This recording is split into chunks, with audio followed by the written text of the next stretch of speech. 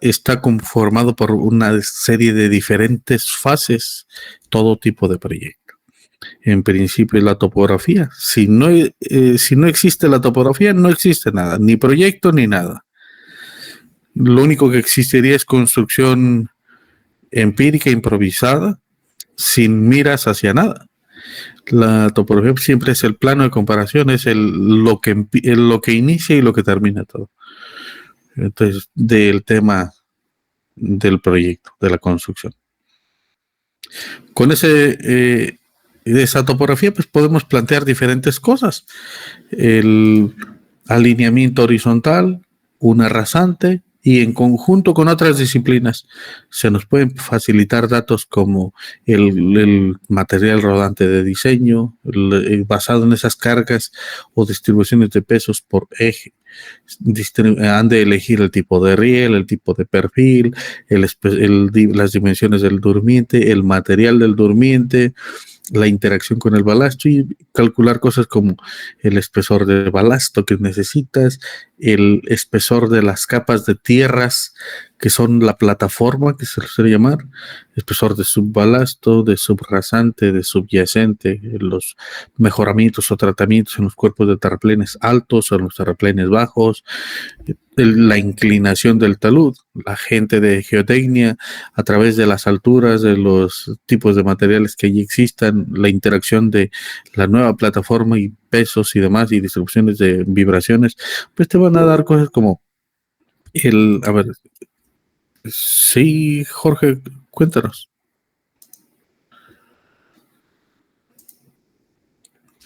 Entonces, eso te va a dar por consideración por consiguiente, una sección tipo. Esa sección tipo, pues, ha de tener diferentes características, dependiendo de qué es lo que necesites hacer, dependiendo si es una vía troncal, una vía secundaria, una simple vía de un patio de maniobras, de una yarda, le llaman los norteamericanos, ese tipo de temas. Bueno, esto te van a dar dimensiones de anchos de hombros, etcétera. Todo ese tipo de asuntos dependen del entorno, dependen de tu espacio, dependen de tu planeamiento logístico, un montón de detalles. Hay algunos que ya vienen normados, que son muy estándares. Sería como en el caso de las carreteras, ¿no? Que por default tienen el ancho de 3,5 metros, pero podría tener 3,25, 3,60 según el múltiples literaturas. Bueno, lo mismo pasa en los ferrocarriles. Esas dimensiones también cambian un poco. Ahora, bueno, pues cuando ya tienes terreno, una trayectoria horizontal y una trayectoria vertical, la suma de estas dos, en realidad el alineamiento es una sola trayectoria tridimensional, es una polilínea de 3D, por decirlo de alguna manera. Nos gusta verlo separado en diferentes componentes horizontales y verticales por facilidad,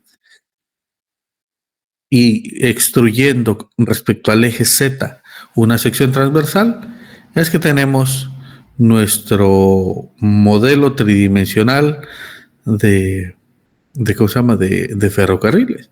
Esto finalmente es lo que da origen a los volúmenes, a lo que da origen a los replanteos, a las posiciones X, Y, Z de cada uno de los vértices que hemos de mandar o replantear. Es para construir.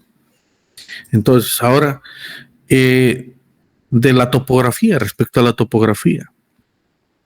Para que exista un proyecto y que no haya fallas de ningún tipo, bueno, debemos de tener, en principio, casi siempre van a tener la necesidad, o siempre, y es obligada, una red de bases topográficas, o bases GPS como mínimo, literalmente abiertas. Esas bases usualmente van a tener un sistema o proyección geográfica. Aquí le hemos puesto una serie de nombres: GPS-A, GPS-B, C, D. Estos estarán asociados a un sistema de coordenadas. Ese sistema de coordenadas, dependiendo del planeta en donde se encuentren o en qué latitud o longitud, cada punto va a tener un factor de escala que va a irradiar. Esto es puntual porque el sistema, por ejemplo, en el caso del sistema UTM, cada punto, cada coordenada es un píxel. En realidad es un píxel, no es como si fuera un punto, es un píxel de cierta resolución. Entonces, ese píxel, si tú lo estiras o lo relacionas respecto a un sistema cuadrado, pues va a tener cierta deformación, porque obviamente un cuadrado no puede, solemos expandir el mapa terrestre en un cuadro, en un rectángulo. Ese tipo de deformación respecto en lo vertical y en lo horizontal hace que cada punto del planeta tenga un factor de escala respecto a su meridiano central. Entonces, esto tiene que ver como tal. Y existe otra relación inversa que es uno para el GPS, cuando trabajas con GPS, y otro cuando trabajas con estación total. Sí, entonces están correlacionados. Pero cada punto tiene su propio factor de escala. Esto cada punto es un poco más práctica, como a decir, ok, aunque este punto GPS o base tenga un sistema de escala y este otro, pues podríamos decir, bueno, mejor lo hago relativo no a el sistema geográfico, sino a la distancia que me separa. Yo mido de aquí para acá en un GPS y me va a dar cierta longitud. Si luego lo mido con una estación total, digo, la relación entre uno y otro sería un factor de escala para trabajar en un sentido y en otro. También es válido. ¿Sí? Pero el sistema del factor de escala al que se refiere este tipo de sistemas es a este punto. ¿Sí? Entonces, podemos decir lo siguiente.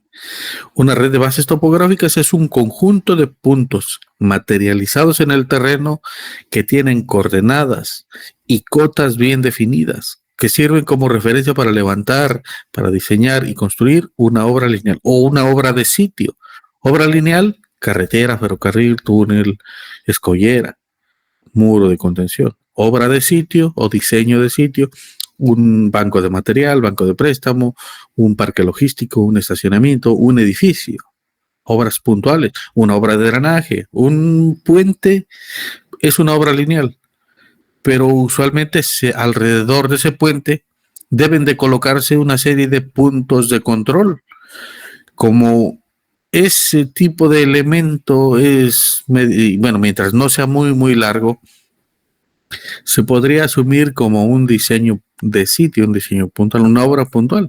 Entonces, eso significa que hemos de diseñarle una red que lo envuelva y anularle ese factor de escala, factor de anamorfosis le llaman también, por la deformación del estiramiento del sistema de coordenadas del plano al UTM. Entonces, esto es principalmente. Estos puntos usualmente se suelen llamar mojoneras. ¿Sí? Entonces son bases geodésicas y esas bases geodésicas hay de diferentes jerarquías, ¿no? Como las que tiene la INEGI, por ejemplo, el INEGI a lo largo de todo el país son puntos principales, son redes geodésicas, son puntos geodésicos principales. Luego podría haber otros de diferentes secundarios, terciarios, etcétera.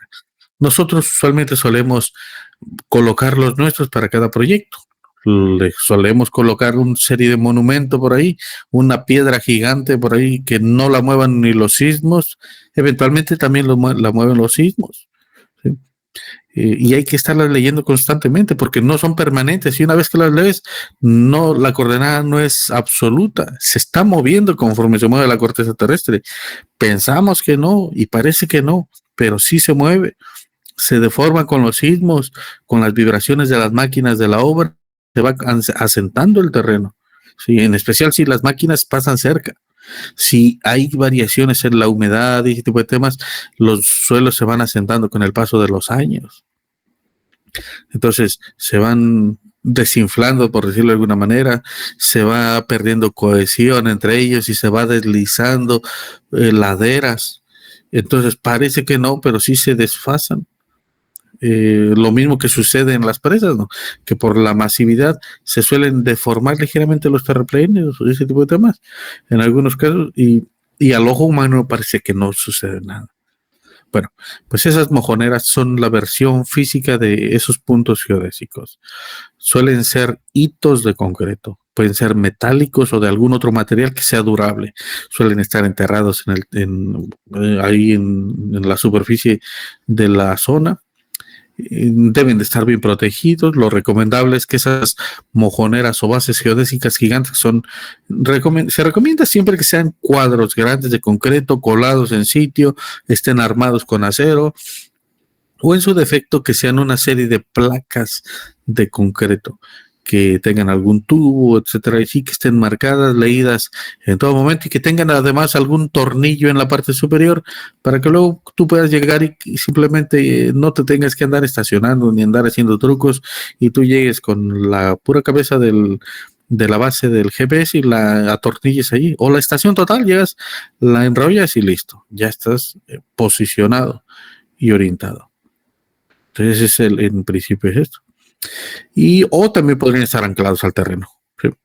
Y es una marca que se identifica como la posición exacta, aproximadamente exacta, porque sabemos que se está desplazando ligeramente con los cambios del terreno, ¿sí? Entonces, pues, ¿para qué sirven? En modo de resumen, es como, bueno, es la referencia geodésica y altimétrica de nuestro proyecto. El objetivo es que garantice que todos los levantamientos y todos los replanteos se hablen en el mismo idioma, tanto de coordenadas como de alturas. ¿Por qué dices, bueno, por qué podrían de ser de alturas? Bueno, porque estos puntos tú vas y los colocas, los eliges de una manera estratégica, que tengan visibilidad entre ellos, porque luego los vas a tener que ver con estación total.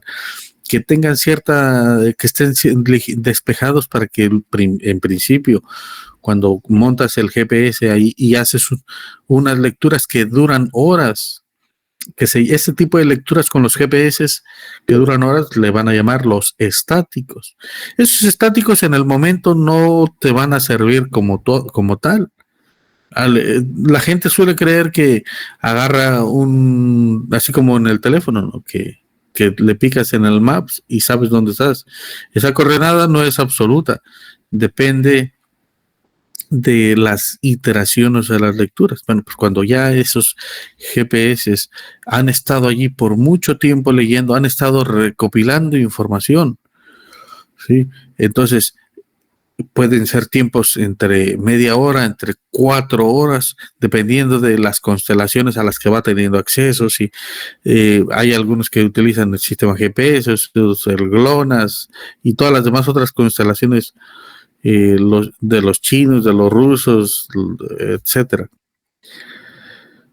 Ahora, por ejemplo, también anda incursionando en este tipo de mercados empresas como Amazon, como SpaceX. Entonces tienen diferentes sistemas, y luego también localmente hay otra serie de redes comerciales que, pues, claro, no nos pagan por la publicidad, pero simplemente andan ahí incursionando por ahí. Entonces, ¿qué es lo que pasa con este tipo de metodologías? Que leen por mucho tiempo ahí esa posición con el GPS y dicen, ok, tú podrías pensar, ok, si ya duré tantas horas leyendo eso y casi siempre me sale la misma lectura en coordenadas, pues yo creo que esa es la coordenada final, ¿verdad? Y se leen en latitud, longitud, pues pues no, te vas a la oficina, dices, ok, a ver, este sistema, esto que acabo de hacer, que son estos puntos que van a controlar todo mi proyecto, que garantizarán que en cualquier momento haga un levantamiento. Si lo hago hoy, un levantamiento de una región, y si lo hago 2 meses después, otro levantamiento, me garantizan que esos 2 levantamientos, cuando los compara entre sí, habrá mínima diferencia. Porque luego no sé si les ha pasado que en alguna obra dicen, ok, a ver, haz un levantamiento por aquí, y ya lo levantan. Y luego se va ese topógrafo, o ese mismo topógrafo vuelve, y 3 meses después lo ponen a levantar la misma región que no ha cambiado físicamente nada, y ahora ese terreno quedó desfasado en lo vertical o en lo horizontal, etcétera. Eso pasa porque el sistema no está cerrado, el sistema de coordenadas no está cerrado. Y es que mucha gente no le tiene el respeto a la topografía. Digo, yo no soy topógrafo, pero hay que tenerle un respeto grande a este tipo de cosas. Es importantísimo. Esto es lo más importante que hay. Esto es casi igual de importante que el dinero, porque pues al final se traduce en eso. Todo es importante, pero hay que guardarle ese respeto a la topografía. Esto no es que podamos, porque también esa es otra cosa, que aquí en México no se le respeta mucho y en otros lados, en otros países, el jefe de topografía o el topógrafo es el de la segunda cabeza más importante. Él y el de oficina técnica son los más importantes. No importa ni el de producción, no importa, son los importantes en otros lugares. Por algo ha de ser. Nosotros no queremos que eso sea aquí. Cada quien cumple y aporta lo propio. Ellos aportan que el sistema de referencia siempre sea coherente. Entonces, pues bueno, este tipo de sistemas depende de una serie de tiempos, lo leen por muchas horas. Al día siguiente se conectan con la gente del INEGI y decir, a ver, pásame tus lecturas de estos puntos. Yo me basé en estas redes, me voy a vincular a ti. Ya que más o menos detectamos que coincidimos en una serie de puntos, empiezo a analizar la información y descarto lecturas. Digo, esta lectura tenía tantas constelaciones, tenía tal error de calidad de señal, tenía tal, y vas descartando lecturas erróneas, lecturas con ruido, saltos en la señal, un montón de cosas. Ya luego lo procesas, haces una mezcla entre lo que tiene INEGI y lo que tú obtuviste y dices, ok, esta es mis lecturas ligadas al INEGI en esta fecha, en esta época. Y entonces, a partir de ahí, se puede decir que ya podrías decir que son tus coordenadas finales, por decir de alguna manera. Y estos son solamente puntos principales. Luego los leerás mutuamente con una estación total en longitud. Bueno, te vas a ir dándole todo el trayecto por aquí hasta que llegas de un lugar a otro. Y dices, esta era la coordenada GPS en latitud, longitud. De acuerdo al elipsoide, pues tendré, y de la zona geodésica, tendré coordenadas XY. Las XY es norte-este, básicamente. Este y norte, perdón. X y Y. Cuando se dice que son basadas en un sistema elipsoidal es norte y este, y en el otro serían las XY básicamente, que serían topográficas, solamente XY. Bueno, entonces ya te vas leyendo de un lado a otro, lees la posición que te da la estación total y dices, ok, de la estación total me paro aquí y le doy vueltas hasta que llego a la siguiente. Luego de aquí me voy hasta la siguiente otra. Luego de aquí me voy y leo en este sentido.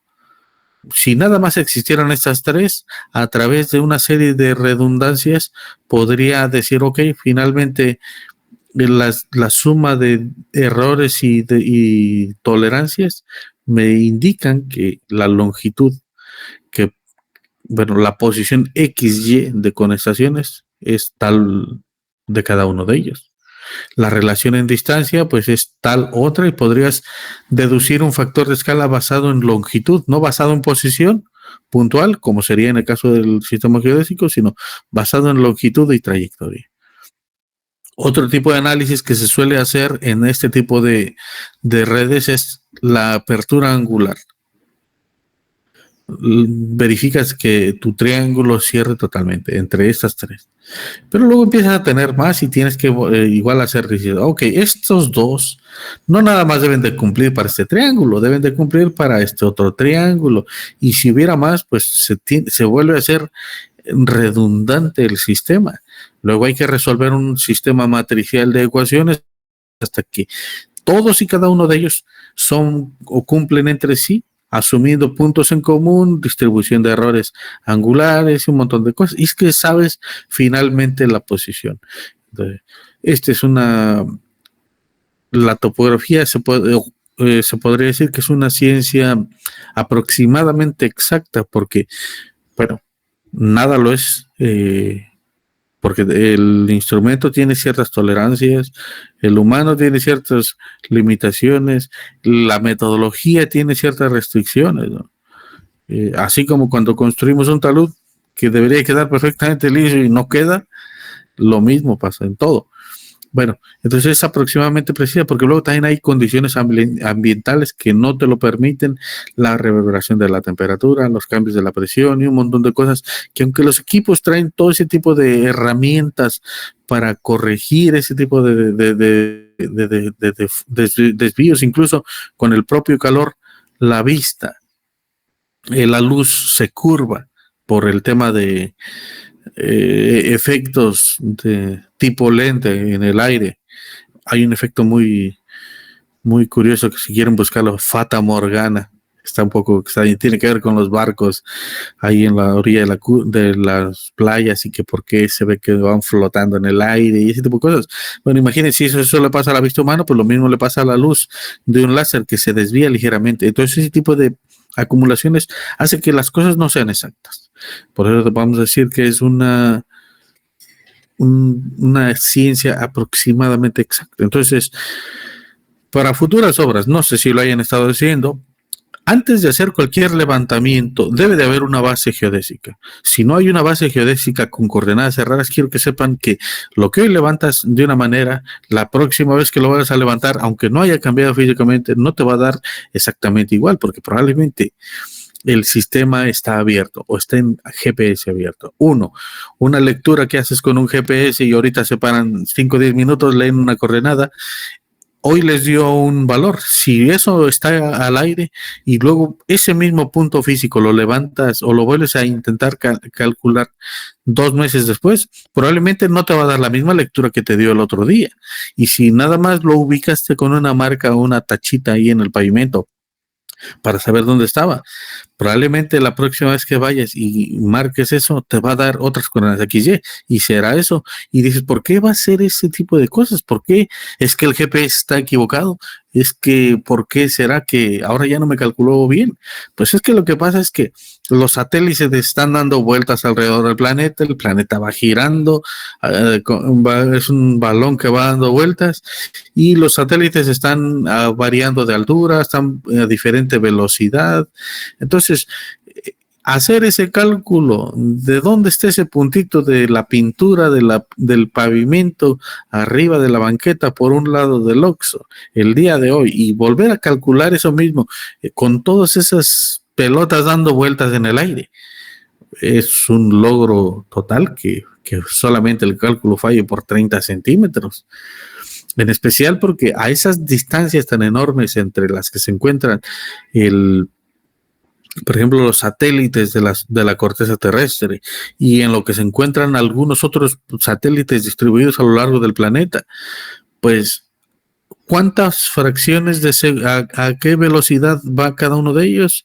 ¿Cómo se encuentran? Y dices, bueno, la velocidad importa porque cada uno tiene un tiempo diferente.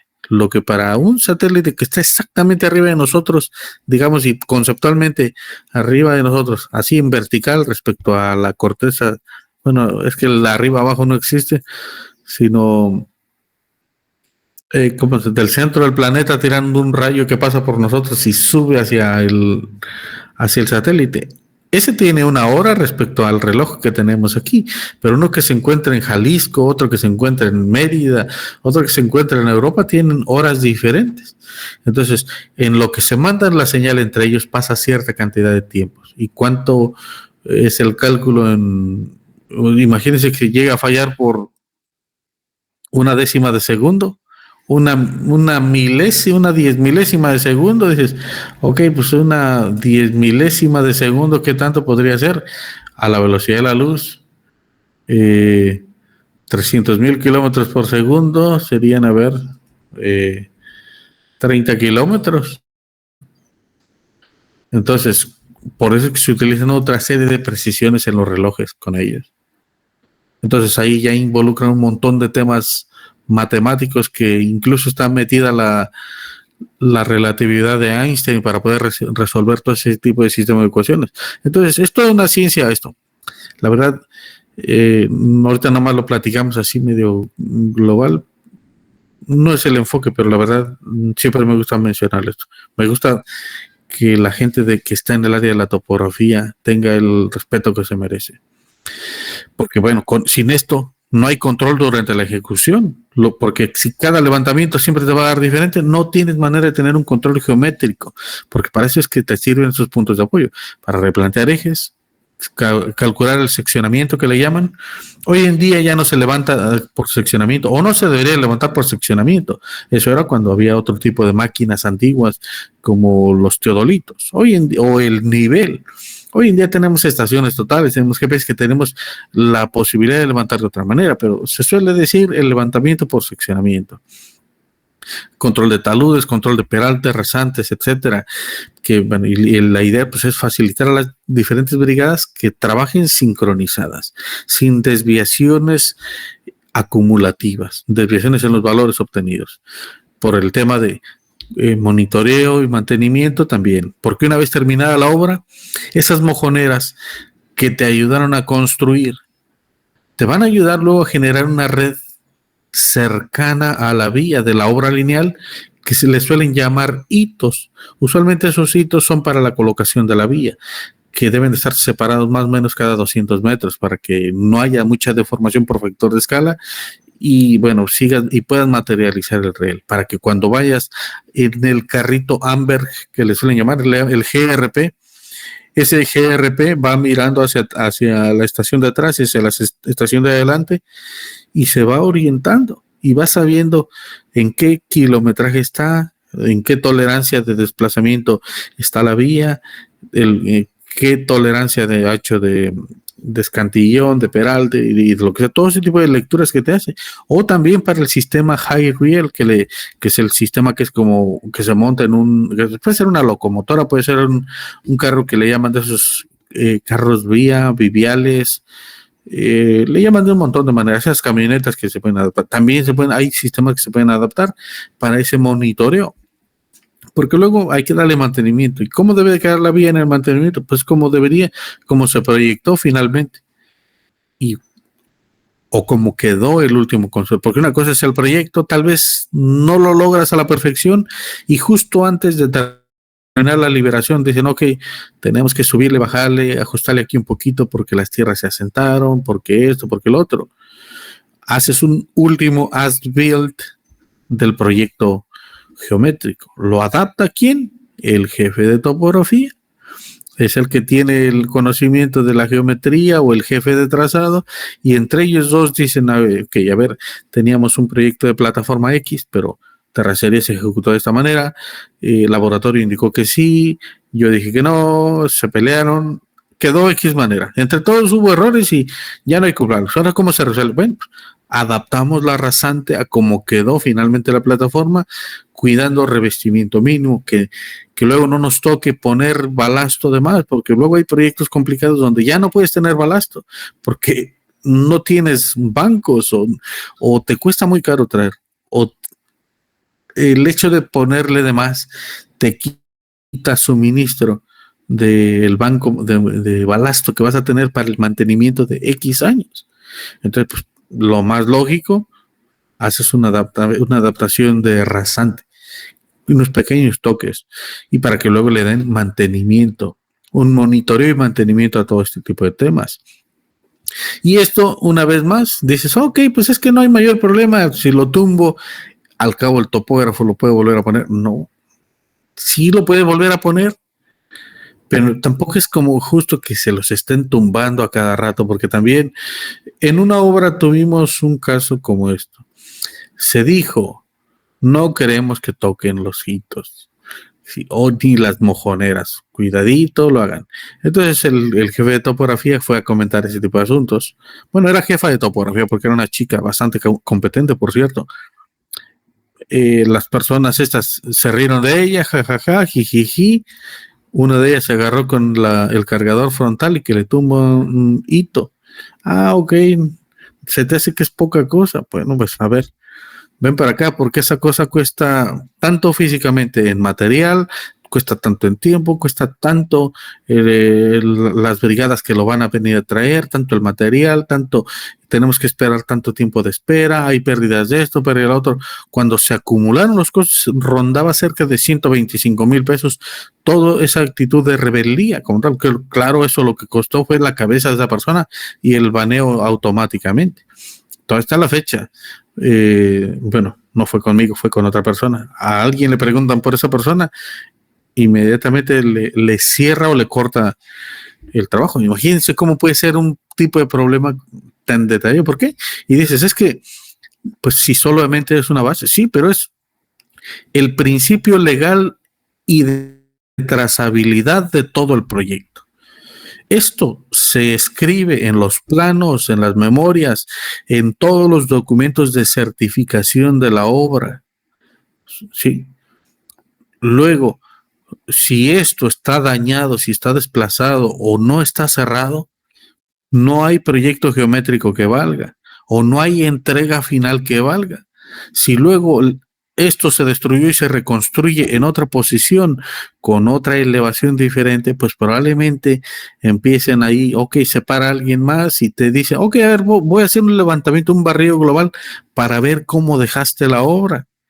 Ok, pero si te evalúa, tú la construiste esta con un valor, pero no tuviste el cuidado y alguna de tu gente tumbó alguna de estas bases y luego en la auditoría te llegan y dicen, ok, a ver, ya vas a terminar tu obra, perfecto, déjame paro en este punto y ahora te voy a evaluar con este otro nuevo punto.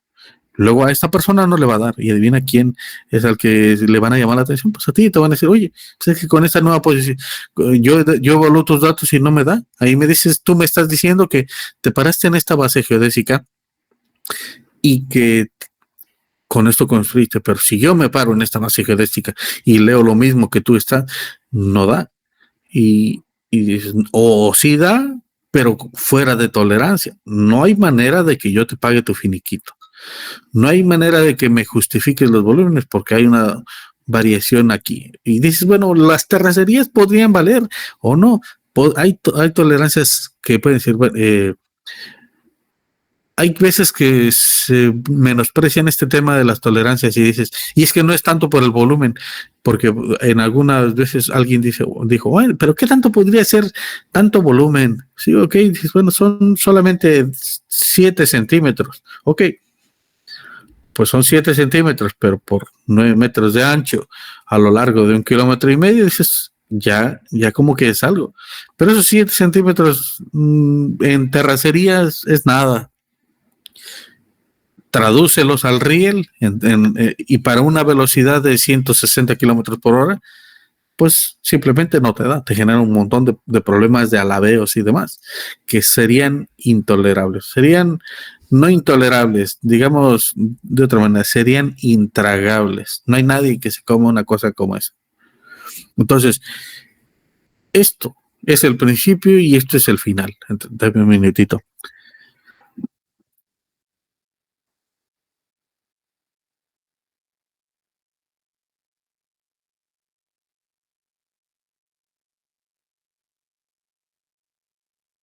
Entonces, esto siempre es el principio y es el final. Es porque luego con esto se traza lo que es el eje en planta. Si está deformado, imagínense que queda deformada esta curva porque, bueno, se movió ese detalle. Pues luego cuando revisen la calidad de la alineación de esa curva puede no dar. Si el proyecto era 160 por hora y tenías un centímetro y medio de equivalencia, una pulgada o lo que sea a lo largo de toda la curva como paralelismo equivalente o unos pocos milímetros en ancho de trocha o unos pocos milímetros en temas de peralte, pues ya no te va a dar. Y te van a decir, ¿qué crees? Tu proyecto no cumple para 160, pero lo evaluamos y con el huevo ese que quedó en lugar de curva horizontal, ya tenemos que hacer un encaje de doble curva, ya no es una curva simple, ahora es un huevo y una cabeza de papa, básicamente. Esa cosa como papa que quedó toda fea, ya da para 120. Entonces ya te estás metiendo en problemas, porque tú garantizaste que tu proyecto de inversión era para 160 kilómetros y la empresa operadora va a decir, ok, yo aposté por un proyecto de tantos miles de millones de pesos porque iba a hacer un proyecto de 160 kilómetros por hora, de 200. Esto me iba a permitir tener una serie de rutinas o mallas de circulación. Mallas de circulación le llaman al itinerario de ¿Cuántos viajes tienen que estar saliendo? Dicen, ok, entonces ya no voy a poder ir a 120. ¿Cuántos, si antes podía hacer 50 corridas en un día o 20 o 30, lo que sea, ahora voy a tener a hacer 2/3 de eso? Entonces puede ser que si el proyecto estaba al límite de la viabilidad económica, pues puede ser que bajar esas velocidades lo haga inviable. Hay ciertas velocidades a partir tienes que tener cierto número de operaciones diarias en algunos proyectos o un retardo mínimo tal para mantenerte competente todavía en términos económicos. Si baja mucho la velocidad, pues la cantidad de viajes al día son menos. Esto obviamente trazas el eje, con eso luego cuando ya tienes estas bases, pues luego haces un sembrado de muchas pequeñas bases que serían las hijas de estas bases de tu proyecto. Y con esas bases que son las hijas de estas bases primarias, la red secundaria de tu obra, esta es red primaria relativa a tu obra. Podríamos decir que la red primaria es la del INEGI, pero para tu obra esta sería la red primaria de tu obra. Luego habría una red secundaria a tu obra, una red terciaria. Esa red terciaria bien podrían ser algunas muy locales a las obras de drenaje, a las estructuras, a puntos importantes de la vía, a los peajes, a los casetas técnicas, a los patios y laderos, a tus estaciones, o propiamente la de los hitos. Entonces con eso ya trazas haces una serie de levantamientos. Por ejemplo, esta red azul pues son triángulos, son puntos de terreno levantados con cualquiera de estos puntos, ya sea este o cualquiera de los hijos de esta red principal. Entonces vas a tener una serie de puntos y con esos puntos materializas el eje. Luego de esto obtienes sección de terreno. De esa sección de terreno le montas la sección del proyecto y tendrás un proyecto tridimensional.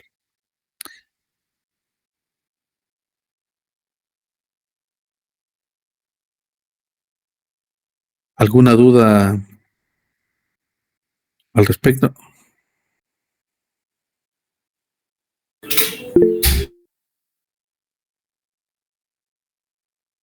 Sí, Omar, cuéntanos. Sí, ingeniero, gracias. Ahora estamos como que en la boga de los drones. No sé si pudiera comentar algo al respecto, porque en particular nos han mandado luego nubes de puntos, y el tema del proceso posterior a esa nube de puntos a mí me deja muchas dudas, como las que acaba de mencionar exactamente, ¿no? O sea, toda esta serie de posibles fuentes de incertidumbre, ¿no? Sí.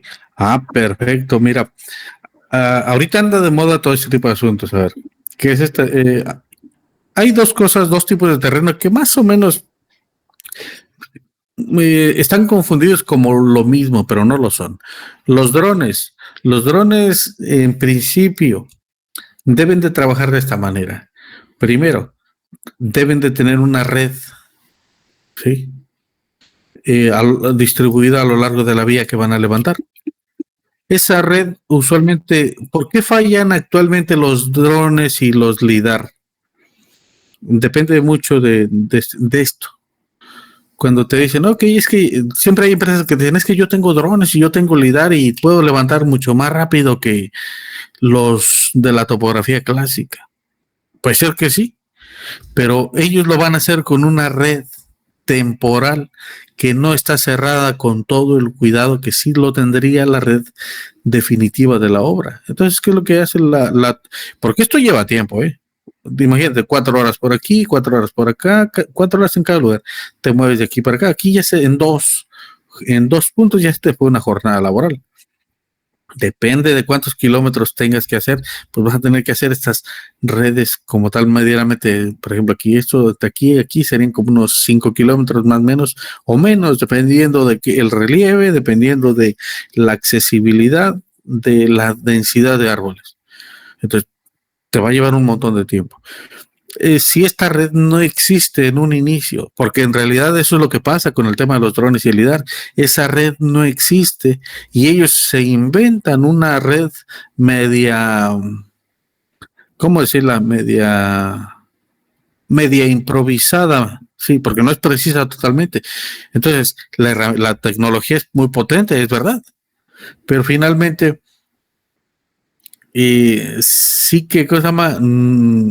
esta red no va a ser fidedigna, aunque le metan millones de puntos, ¿sí?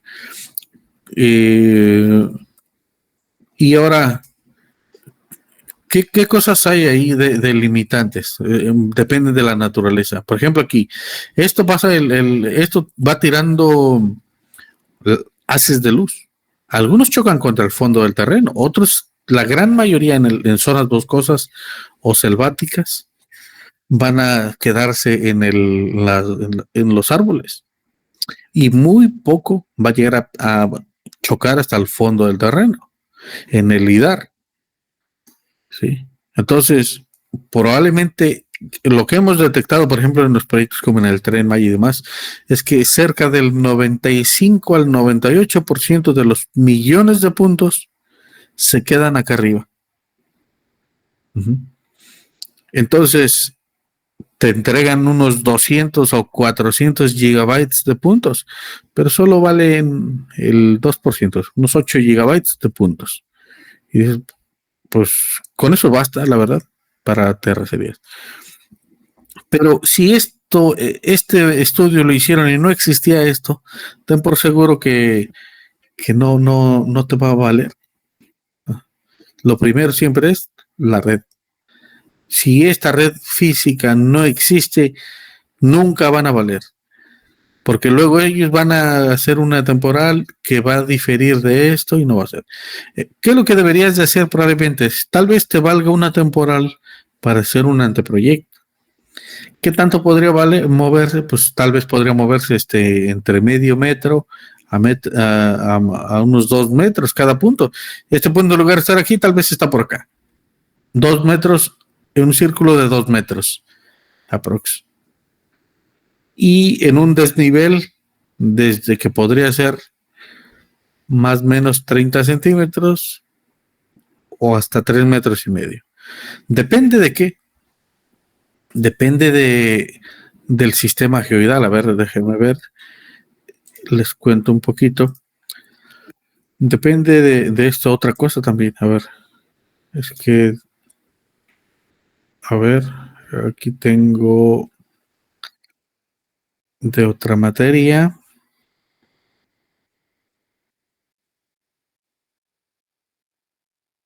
Bueno, aquí está.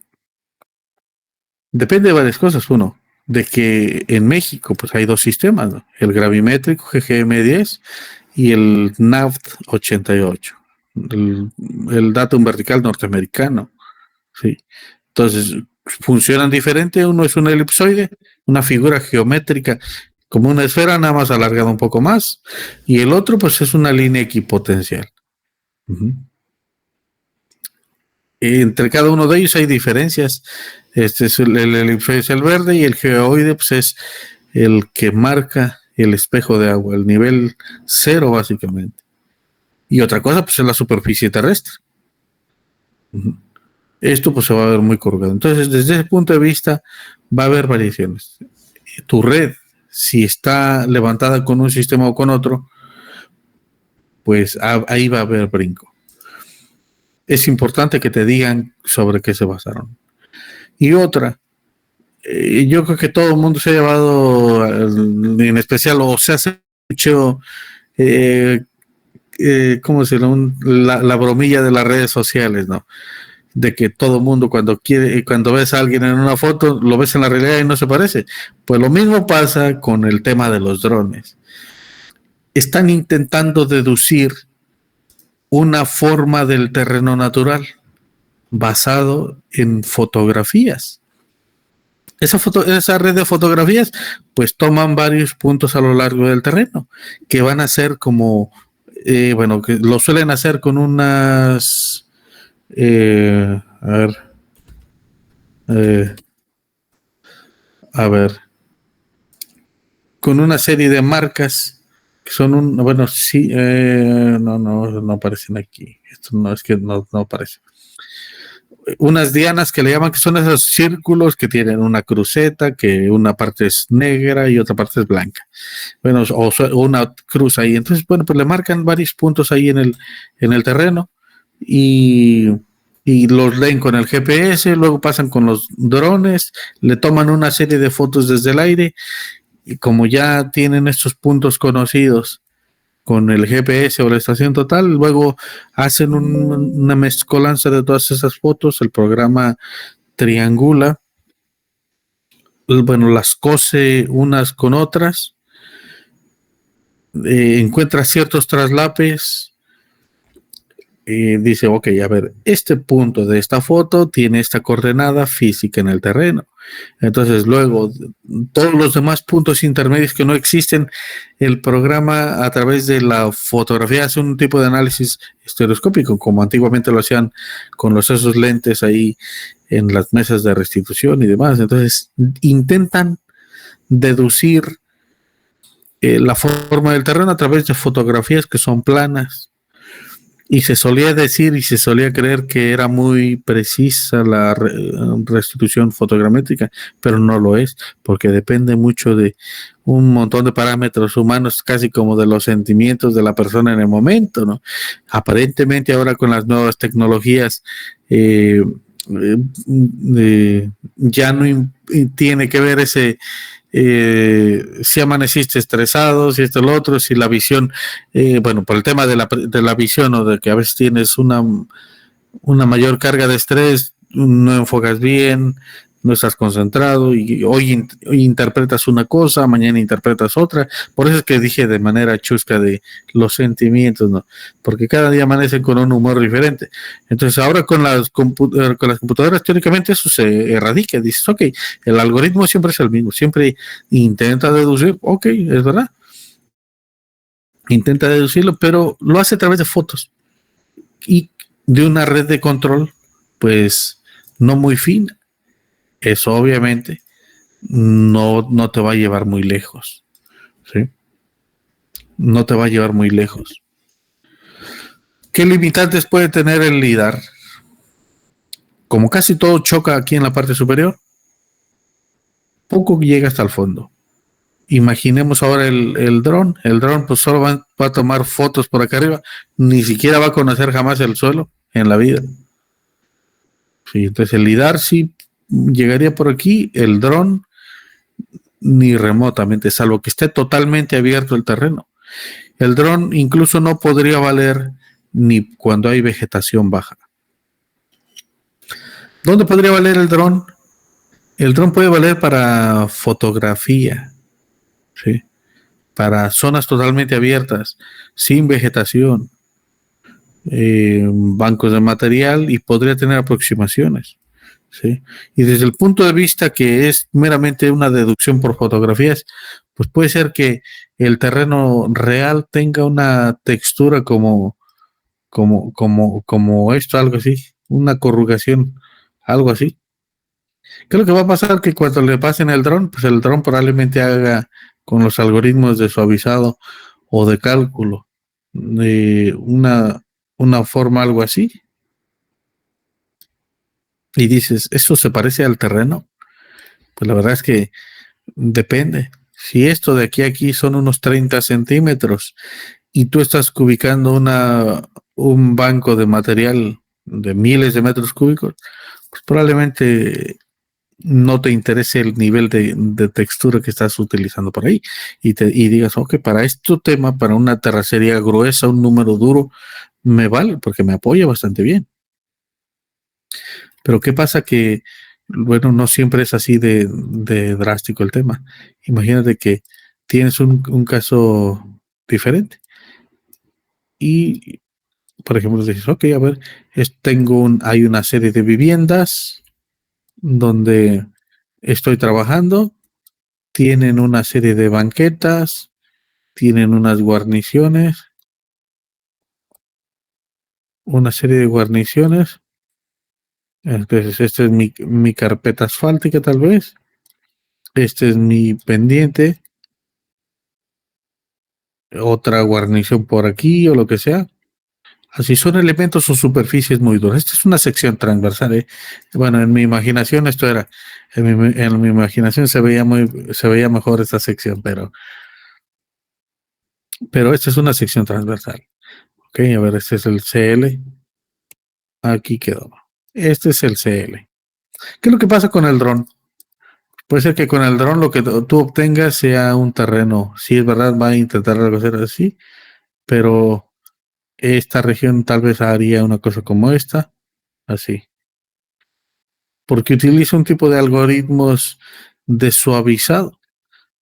Es muy complicado para un dron, para un servicio o restitución de terreno, se llama aerotriangulación, densificación de modelo y un montón de algoritmos que trae internamente que le es imposible definir claramente esto. ¿Sí? Entonces, pues, para superficies muy, muy verticales, nada. ¿Cuál es lo mejor para esto? Topografía directa. ¿Sí? Depende de lo que vas a hacer, utilizas la herramienta, utilizas la metodología en cuestión. ¿Vas a levantar este tipo de superficies duras? ¿Con qué objetivo? Planimetría, modelo de terreno. Si es un modelo de terreno global como para proyecto de vialidades, puede ser que te valga con estación total. La estación total es finísima para este tipo de cosas. Vas a hacer terracerías a cielo abierto porque es una autopista. Te vale el GPS, porque el GPS físicamente toca la superficie donde tú te vas posicionando. Vas a hacer un proyecto súper rápido y no te interesa que, por ejemplo, las implicaciones temporales que podrías tener con que no tu red definitiva no sea la definitiva. ¿Podrías tener unas tolerancias? Sí, pero si vas a hacer una selección de ruta muy rápida o una licitación o lo que sea, pues encárgate un lidar muy rápido. Nada más toma en cuenta que el lidar va a tener esas limitantes, ¿sí? Otro limitante que, por ejemplo, podría tener el GPS, el dron, perdón, el terreno, el levantamiento de terreno con lidar, pues es, imagínate, tienes aquí un terreno. Esa es la superficie del terreno, algo así. Y luego te encuentras con que tienes una serie de árboles, así, un montón por aquí. Estás ahí en la zona de Chiapas, estás en la zona de Veracruz, estás en algunos puntos un poco complicados, no sé, en la península. Y dices, ok, aparentemente la línea café es el fondo del terreno. Aparentemente. Y dice, acá casi no tengo árboles, acá tampoco, tal vez aquí sí tengo algunos. Pero llega el lidar va a llegar y va a tirar rayos por donde quiera. Algunos van a quedarse bloqueados por esto y algunos que alcanzan a cruzar, algunos pocos van a leer puntitos por aquí. Entonces no todos van a llegar. Y los poquititos que llegan, porque son una cantidad ridículamente pequeña de puntos que llegan, acá ya vuelve a llegar sin problema, porque aquí ya no hay ningún problema, algo que le tape. Bueno, los poquititos que lleguen aquí a la superficie están chocando contra lo que encuentran. Tampoco son rayos X, no son, no traspasan ahí todo, o sea, traspasaron los árboles porque entre los pequeños huequitos de las hojas y demás lograron llegar al destino final. Pero hay una cosa bien que también no te la van a decir, porque obviamente quien te quiere vender un levantamiento lidar te va a decir, no, contrátame a mí porque yo hago 30 kilómetros o 100 kilómetros en un mes.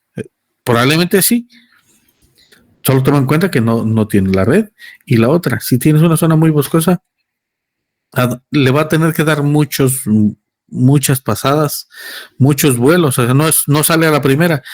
Pone a volar la aeronave varias veces, recorre varias veces la misma región, o recorre una región hoy, otra región mañana, otra pasado, tal vez se atravesó el fin de semana, o llovió, pausa la obra, pausa el vuelo, hay muchos vientos, hay un montón de cosas, vuelve 3, 4 días cuando las condiciones meteorológicas están mejor, vuelve a ser otro vuelo y listo. Entonces se topa con esta situación, también se va a encontrar con que, bueno, pues él encontró un fondo, pero ¿qué creen? Que en esas regiones probablemente el fondo del terreno sea la línea morada, y contra lo que se encontró fue contra la capa de humus. Todas las hojas y las cortezas que están aquí pueden llegar a acumularse unas profundidades que ni se imaginan. Por ejemplo, en el proyecto del Tren Maya nos encontramos que había unas regiones que había de 30 centímetros, 60 centímetros en promedio, pero luego había picos, bueno, no picos, sino profundidades que hasta encontramos entre 1,50 m, 1,80 m, así profundidades de un paquetones de materia suelta. Pasaban las máquinas y esas cosas las movían como polvorones. Entonces, esto obviamente no es material, y dices, ¿y eso como que tiene de problema? Aparentemente no hay ningún problema. Seguro, dices, seguro que no hay problema. Pues bueno, dices, ok, pues la sección que me quieren cobrar es esta. Y tengo un talud y tengo una sección por aquí y está por aquí. Ok, y la sección que me quieren cobrar es esta, la línea de color verde. Pero luego que pasamos haciendo la limpieza, nos encontramos que estaba así. El terreno realmente estaba hasta acá. ¿Cómo voy a pagar hasta acá arriba? Todo esto fue hecho con una máquina, tiene un precio unitario dependiendo de la máquina con la que se hace. Entonces, claro, yo digo, ok, el terreno LIDAR vale para el proyecto, vale para una aproximación, pero finalmente después me vale más la topografía directa después de haber hecho esa remoción y limpieza de la obra. Entonces, la relación entre una cosa y otra. Y dices, ok, eso es para la sección de corte. Ahora vamos por el caso de un terraplén. A ver, eh, igual suele suceder de la misma manera. Dices, ok, a ver, más o menos en principio el terreno estaba algo así, medianamente plano. Dices, ok, pues nada, yo voy a hacer una sección aquí. Si eso es un cuerpo de terraplén, más o menos por aquí, es más, aquí queda. Es más, lo vamos a poner aquí este pequeño detallito, porque pues es un ferrocarril. Ahí está. Aparentemente no hay problema, podría ser que no, pero si luego esta región estaba así, el terreno real, entonces no puedes, si intentas despalmar esta región, te das cuenta que es como un polvorón y te toca estarlo, quite todo este tipo de cosas. Y eso que en el caso de un terraplén, como este caso, bueno, pues lo excavo a la profundidad. Luego me doy cuenta que voy a tener que rellenar no hasta aquí, sino hasta acá adelante, a proyectar hasta donde choque el terreno. Igual lo mismo pasa por acá, aquí. Ya tienes un montón de material extra. ¿Qué es lo que te toca? Minutas, registros, todo ese tipo de asuntos. Tenerlo bien identificado. Porque luego finalmente las cantidades no son fidedignas, ¿no? El costo de la obra pues depende de con qué máquina se hace cada concepto, si se hizo el 100% o si se dejó de hacer o se empezó a hacer más de otra manera.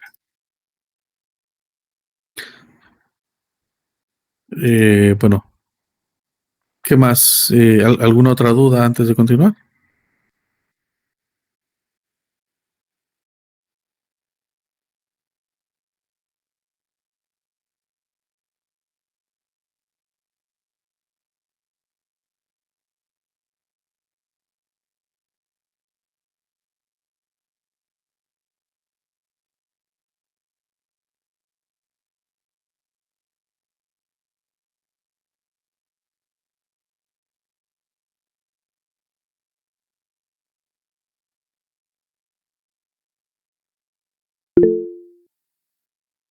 Iván Israel, cuéntanos.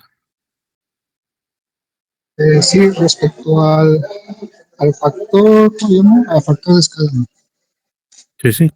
Hay veces que la supervisión pide que se multiplique el factor de escala, pero luego veo que se están, bueno, logran como librar ese requerimiento porque pues no hay una normativa que lo pueda. No sé cómo se podría, o se nos va a compartir sus experiencias de cómo lo han solicitado, cómo se solicitaría. De cómo lo solicitan. Ajá. Porque luego, o sea, no hay normativa ajá, que los obligue a entregar y luego en los contratos igual no se estipula que se entregue. mm,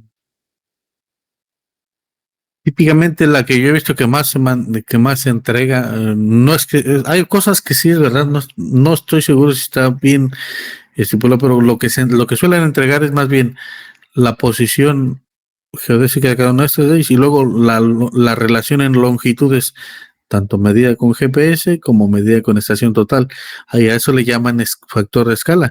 Vale para términos prácticos, pero tal vez la manera óptima es que es como un punto que radia. Con todo lo que levantes con esto, tiene este factor de escala.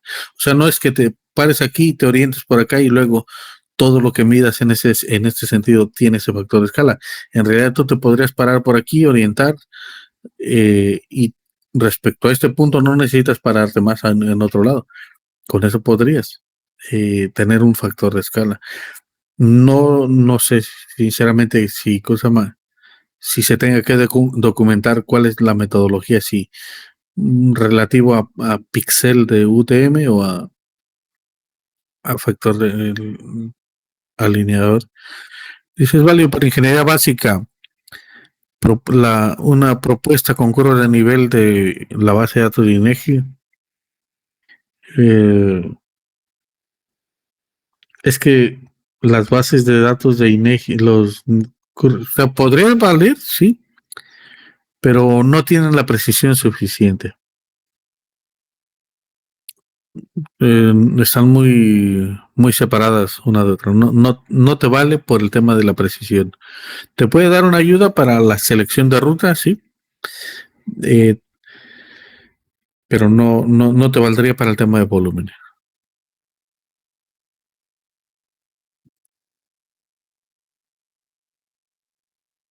Ahora, bueno, pues hay diferentes metodologías de levantamiento, ¿sí? Esas metodologías de levantamiento, una de ellas es, por ejemplo, mmm, ¿cómo le llaman? Bueno, es que hay una muy típica que es en México el seccionamiento, pero yo recuerdo que experiencia propia. A mí no, me enseñaron por que uno distribuye puntos a lo largo del terreno intentando moldearlo. ¿Sí? Entonces, intentando moldear el terreno. Puntos distribuidos medianamente uniformes entre sí. Y después te enfocas en levantar los pliegues que detectes. El pie ¿cómo se llama? De los terraplenes, los pliegues del terreno. Ese tipo de pliegues se le suele llamar líneas de rotura o líneas características.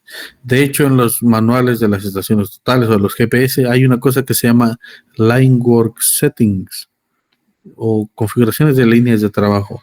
Y ahí es para que tú des de alta tus códigos más usuales y ya los estés reutilizando constantemente para que no te toque estar inventándote los códigos nuevos cada vez. De hecho, debería en cada organización tener de que siempre, si es la orilla de un pavimento, si tú le dices que es la OP, que siempre sea la OP.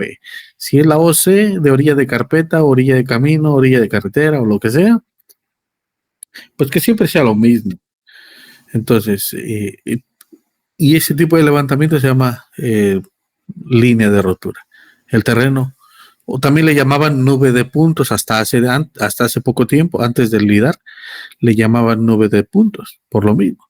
porque en principio el objeto de esto es levantar los pliegues más importantes que definen drásticamente el terreno, y luego con lo demás le das cuerpo, le das esa definición de las zonas onduladas, o sea, cuerpo. Bueno, esta es una manera, pero y esos son los puntos que se llaman puntos de cuerpo. Luego hay otra manera, que cuando tú ya tienes un eje definitivo, usualmente pasan midiendo cada kilometraje. No siempre quedan perfectos. O sea, cada kilometraje lo intentan medir de izquierda a derecha, y luego esos puntos que ya levantaron se triangulan entre sí para obtener el terreno. Esta es una metodología antigua. Esto es cuando era el teodolito, cuando era el nivel, porque no había manera de deducir la forma del terreno, salvo que lo medías desde la izquierda hasta la derecha o de derecha a izquierda. Y entonces era bien fácil, a tal distancia, tal elevación, estoy parando tal elevación en el centro, pues por distancia, desnivel o desnivel, distancia. Y con eso era fácil de intuir el dibujado de la sección, porque con eso la obtenías. Antes no existían los modelos de triangulación y demás, por eso se hacía de esta manera.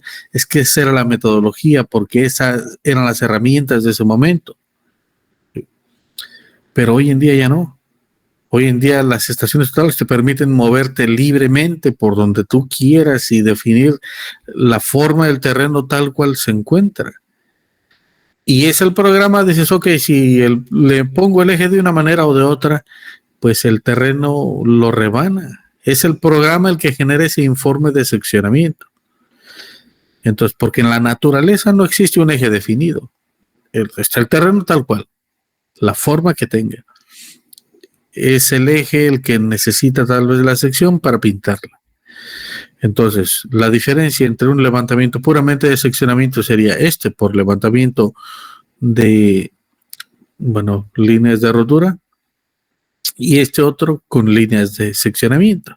Y es que dicen, algo bien típico es que sí, además del seccionamiento se debe hacer otro seccionamiento para las obras de drenaje, pero es que vuelve a suceder lo mismo, vuelven a levantar esas líneas y ese tipo de temas, y luego por enfocarse el tema es que con máquinas modernas queremos seguir trabajando de la manera de los años 60, de los años 70.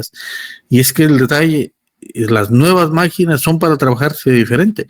Nuevas máquinas implican nuevas metodologías. El resultado es el objetivo es el mismo, simplemente tenemos nuevas máquinas, nuevas metodologías. Entonces, y para evitar eso, pues es lo mismo que ahora está pasando. Existen los drones, y te sirven para cierta cosa. Existe el LIDAR y te sirve para cierta cosa. Existen los escáneres y te funcionan para otro tipo de entornos. ¿Cómo trabajarías ahora con un escáner? ¿Cómo le dices al escáner que haga seccionamiento? No le puedes decir al LIDAR que haga seccionamiento, tampoco. Él levanta puntos así al mayoreo. Entonces ya luego es el programa el que corta ese modelo de terreno. Entonces nosotros con esas nuevas herramientas levantamos describiendo la forma real del terreno lo más preciso que se pueda. Acorde también a esas cosas. Obviamente no vamos a levantar puntos cada 20 centímetros si es tierra abierta y es plano. ¿Cuándo podremos sí levantarlos un poquito más frecuente? No cada 20, sino dependiendo de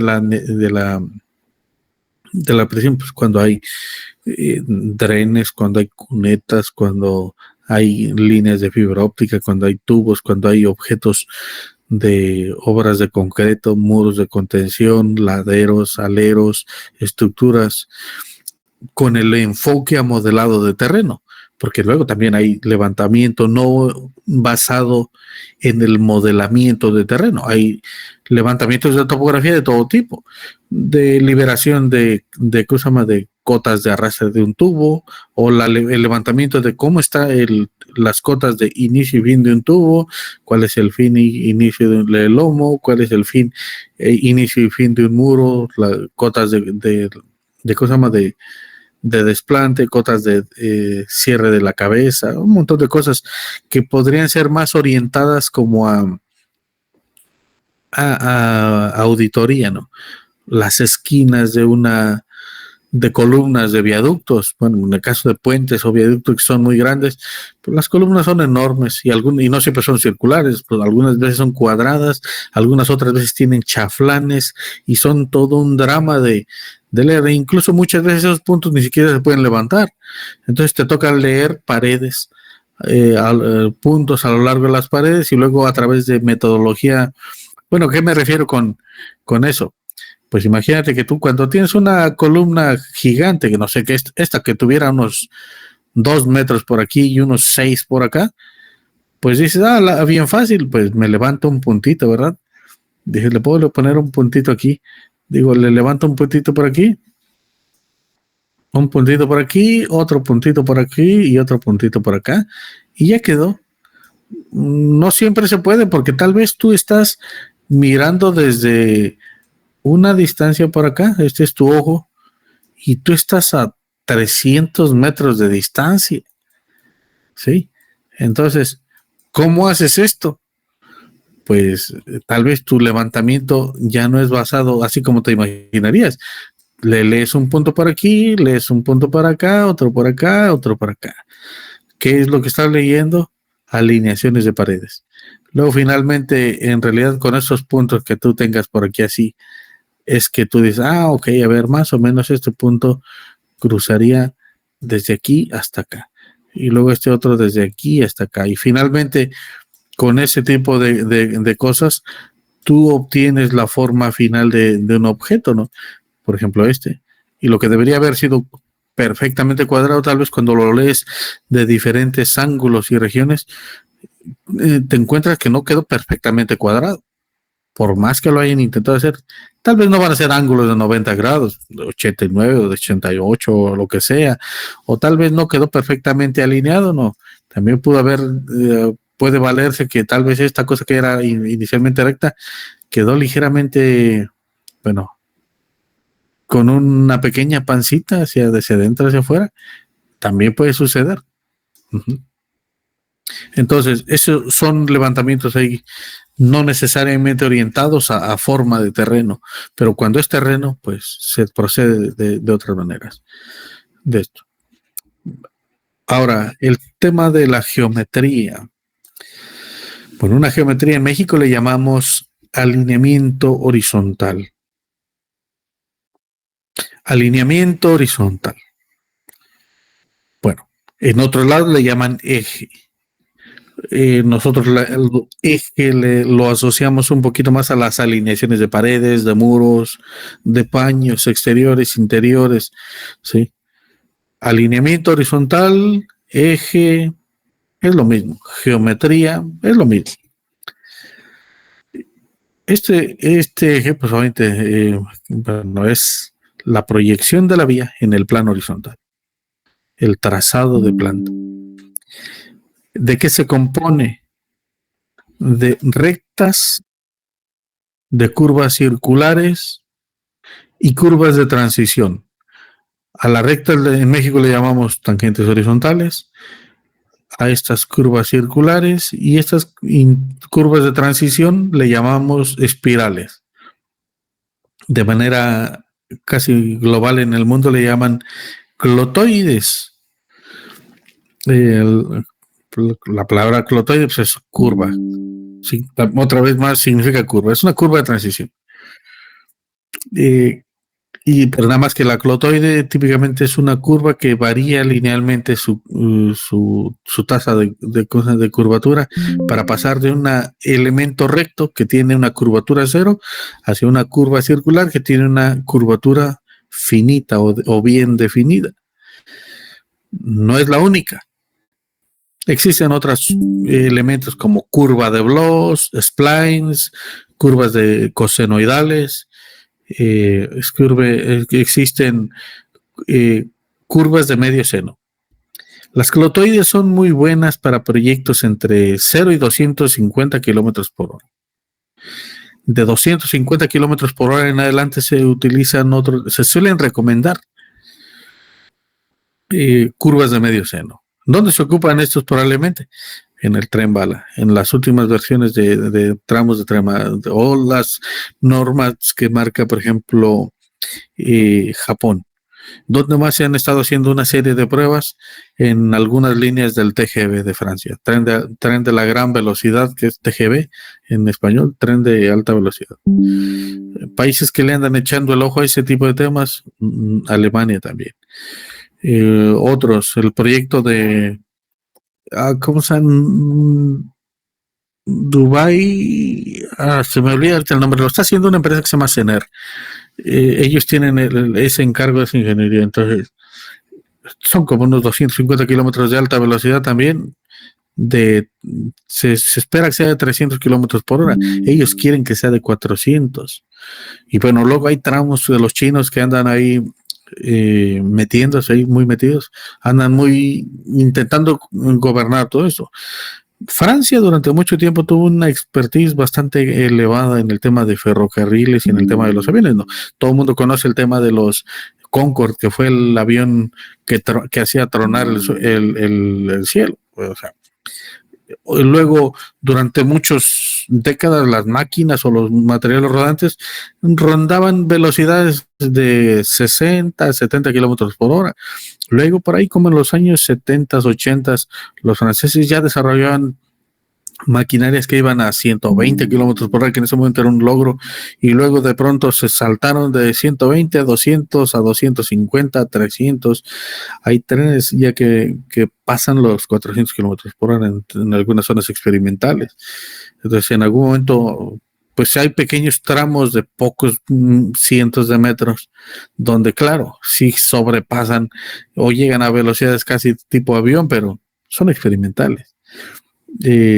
Mientras todo ese tipo de sueños no se vuelvan lógicos y económicamente viables, vamos a seguir basándonos en clotoides, porque el proyecto, entre más grande la velocidad, más complicado es hacer esas transiciones. Entonces la curva de medio seno es bastante buena por un tema de la tasa de cambio de aceleración no compensada. Bueno, ahorita veremos un poquito más cosas, una serie de cosas ahí. Entonces la clotoide es la estrella favorita porque pues transiciona linealmente, ¿sí? Hay otras que la transición no es lineal, sino que es suavizada de otra manera. ¿Sí? Entonces, pues principalmente eso para qué sirve, pues es lo que define el recorrido real de una carretera o de un ferrocarril sobre el terreno, en planta. Con esto vamos a determinar radios o curvatura horizontal. Con el radio va asociada a cosas como peraltes. En el caso de carreteras, influye mucho en la visibilidad. En el caso de ferrocarriles, tal vez no nos metemos tanto en la visibilidad hoy en día, porque ahora se controlan a través de una serie de segmentos o cantones, con el nuevo sistema de señalizaciones, que es un sistema más electrónico, basado en segmentos con pequeñas balizas distribuidas y todo un sistema de cómputo basado para ferrocarriles, que le van avisando a la máquina en dónde se encuentra, qué velocidad va, quién va adelante, cuánto espacio disponible tiene, si debe de frenar, acelerar, si debe de empezar a frenar o empezar a acelerar, en dónde debe de pisar y en dónde ya debería de ir a la velocidad comprometida. Y es más, le mandan una advertencia si todavía no logra la velocidad de destino, perdón. Bueno, entonces para eso sirve el alineamiento, para tener esa geometría. Entonces, bueno, ahora, esto es carreteras, esto es la clave para la comodidad de los usuarios, principalmente porque el radio determina la comodidad. Un radio muy cerrado, por consiguiente, no es cómodo. Y te obliga a bajar la velocidad. La sensación de peligro lo domina. Ahorita esto lo estamos hablando sin términos técnicos. ¿Qué es lo que te sientes? Esa sensación de punzor en el corazón cuando vas en una curva cerrada. La sensación que te está yendo hacia afuera por una cosa que se llama aceleración sin compensar. Esa palabra tan extraña, aceleración sin compensar. Más adelante la veremos un poquito más a detalle. La geometría pues está compuesta por rectas, curvas circulares de radio constante y curvas clotoides de radio variable. También le suelen llamar radioide. Esas empiezan y terminan en una serie de puntos que se los suelen llamar puntos singulares.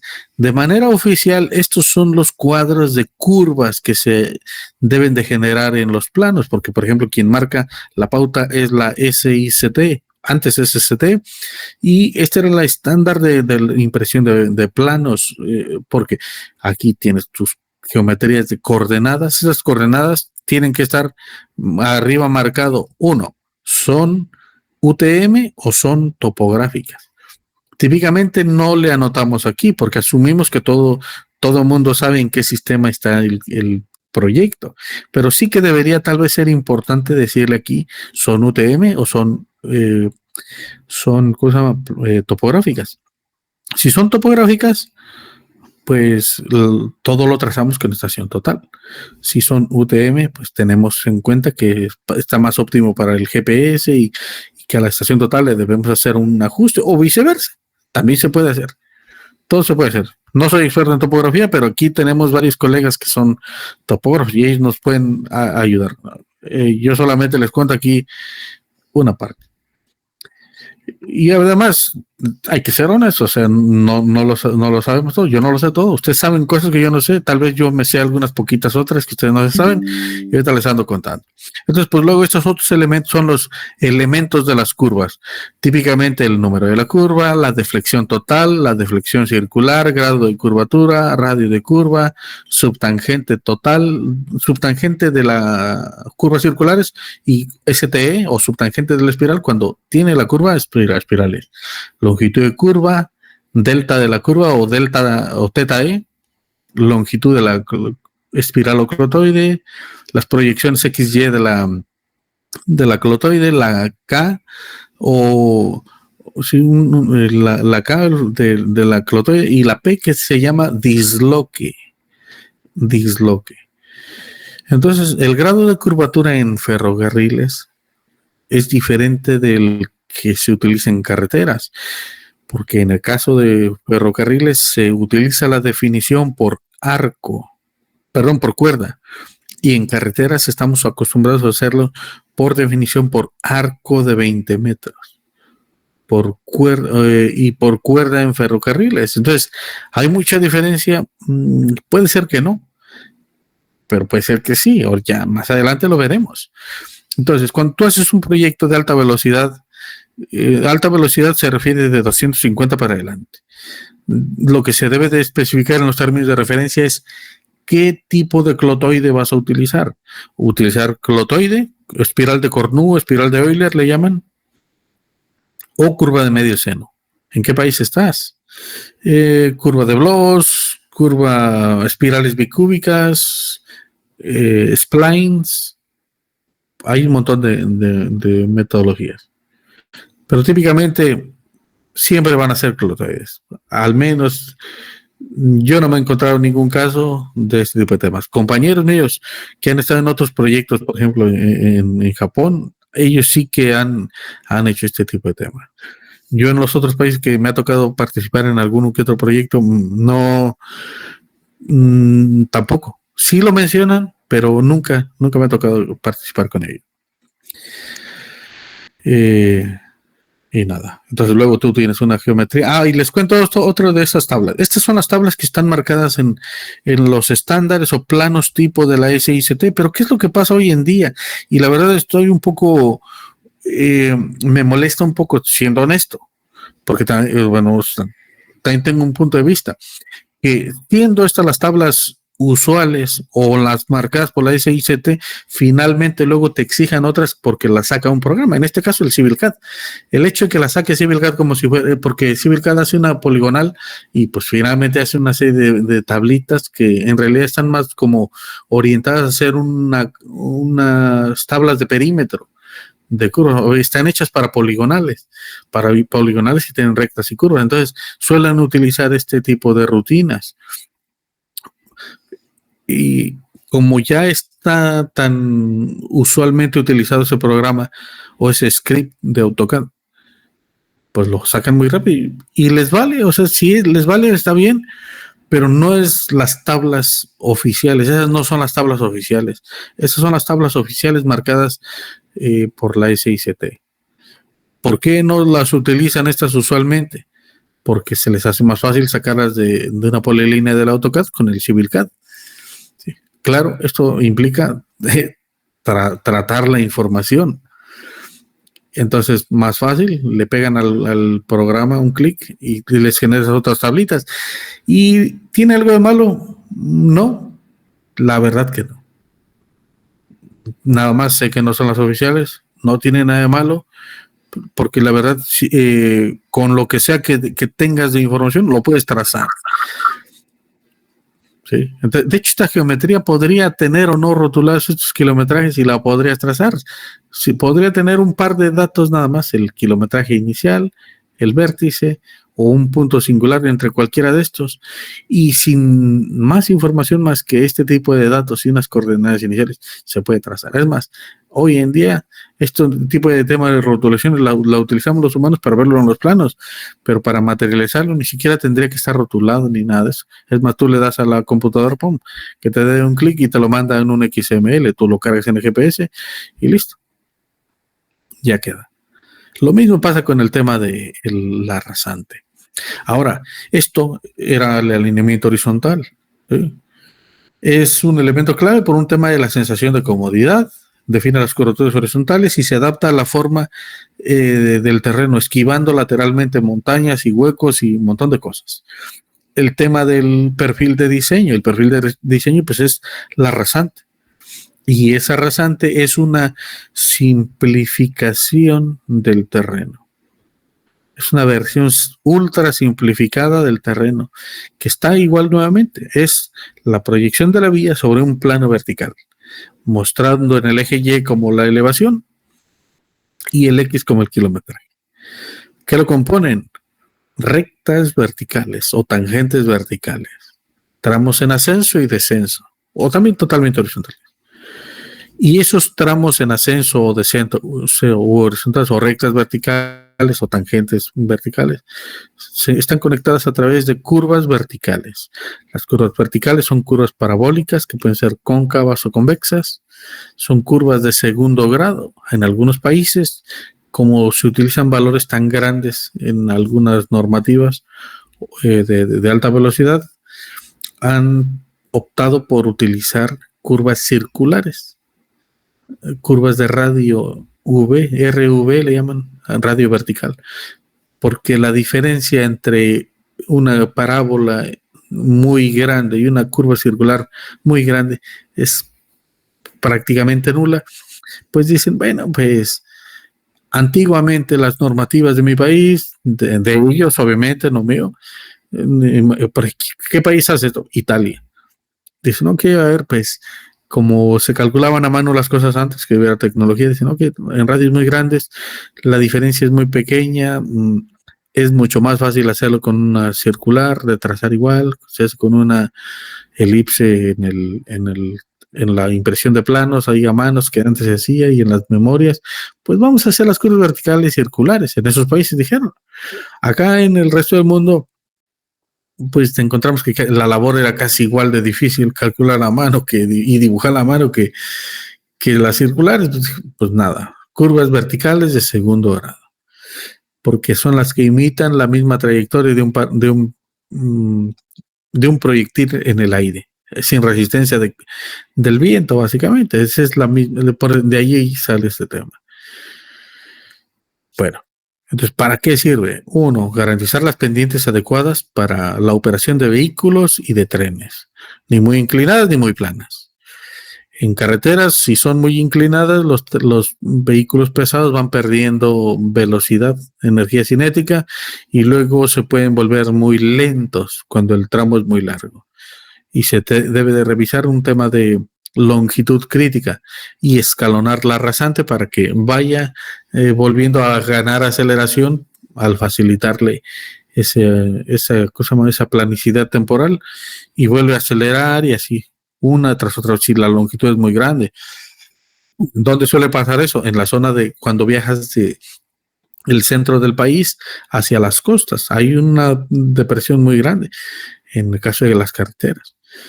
Y ni muy planas para que en el caso de las carreteras puedan desaguar longitudinalmente el agua. Claro, está el desagüe lateral a través de la pendiente transversal, pero también debería haber una componente vertical que te ayude.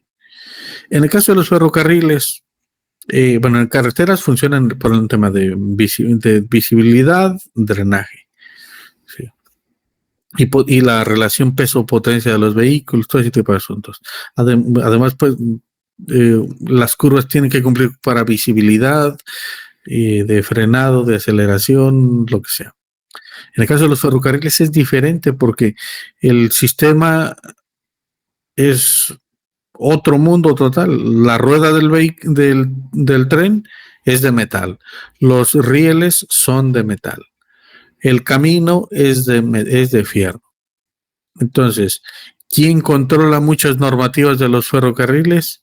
Ferrocarril, la palabra ferrocarril es carril de fierro. Los españoles le llaman a los rieles carriles, porque es lo que contiene a los trenes. La rueda es de fierro, el carril es de fierro, ferrocarril, camino de fierro. Entonces, ¿quién controla este tipo de temas? Usualmente una organización internacional que se llama Unión Internacional de los Caminos de Fierro, UIC en francés, Unión Internacional de los Caminos de Fierro. Obviamente, traducido a nuestra idiosincrasia es Unión Internacional de Ferrocarriles. Entonces, pues nada. ¿Qué garantiza? ¿Qué debe de importar en el caso del diseño de una rasante? Uno, que la rueda no patine, pues es fierro contra fierro, pendientes ni muy inclinadas ni muy planas. ¿Qué pasa si patina? Pues se calienta el riel y se calienta la rueda. La rueda es más dura típicamente que el riel o que el carril. ¿Qué es lo que pasa? Que se calienta y por fricción se deforma, se generan oleadas y al ojo no se ve gran problema. Pero lo que pasa es que sí hay una pequeña deformación que luego empieza a saltar el proyecto. Perdón. Entonces empieza a saltar el tren cuando luego pasa a ciertas velocidades. Y eso genera un tipo de efecto como si fuera un martillazo cada vez que pasa por esa región que en algún momento se calentó y en algún momento se quebra.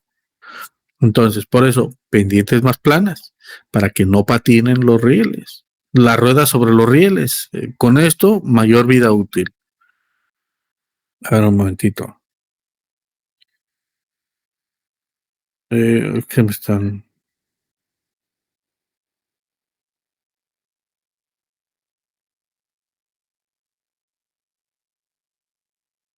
Ya, ok, listo.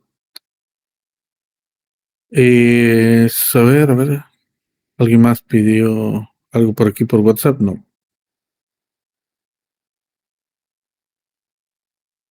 Ok. A ver, ahora entonces, eso es lo que debe de checar.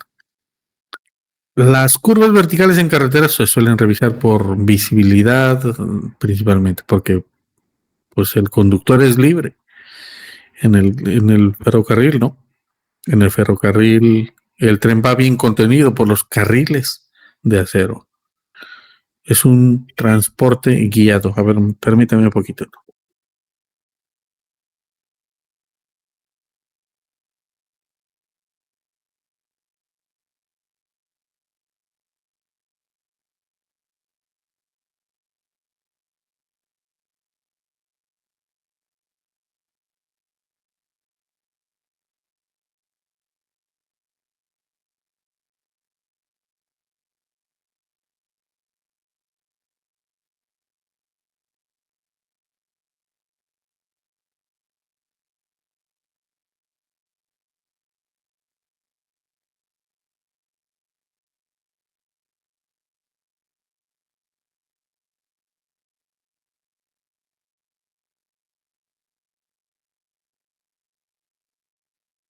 Me están pidiendo que les dé un descanso de 15 minutos.